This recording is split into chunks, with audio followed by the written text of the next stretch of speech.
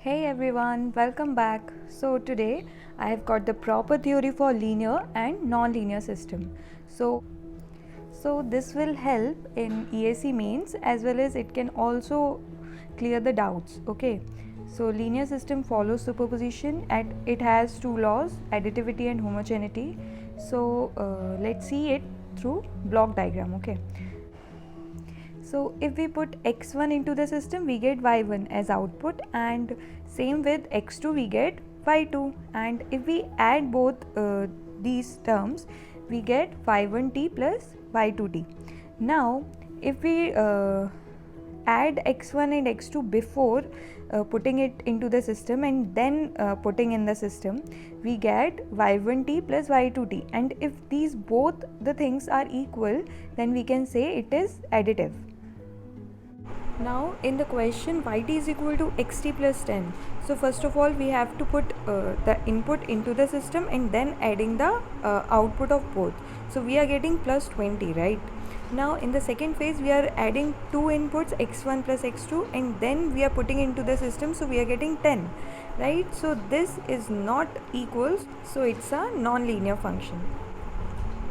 Now in the law of homogeneity, we are first putting input into the system and then we are multiplying it by k, so we are getting k into yt. Now similarly, if we multiply k into input and then putting into output, so again we are getting k into yt, so it's a homogeneity principle, right? So yt is equal to x square t, right? So it is squaring the input, right? Now put input into the system, we are getting yt is equal to x square t and then multiplying it by k, right?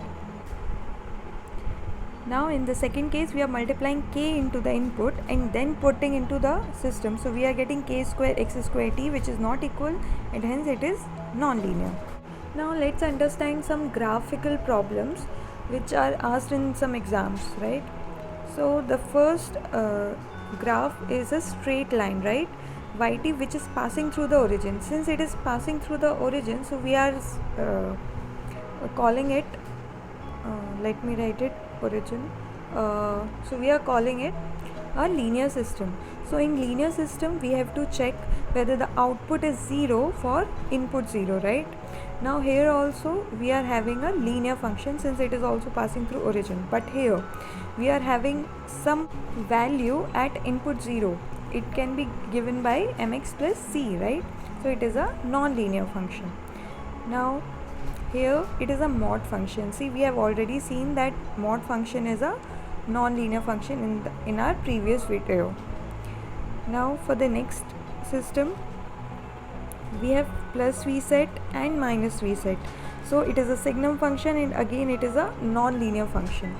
And the last one, which is okay, let me write it, signum function. And for the last one, which is an op-amp, it is also giving plus v set for high input and minus v set for low input, and so it is also non-linear because it is not giving 0 output for 0 input. Okay, so that's all for linear and non-linear system. So we will see in the next video. Thank you.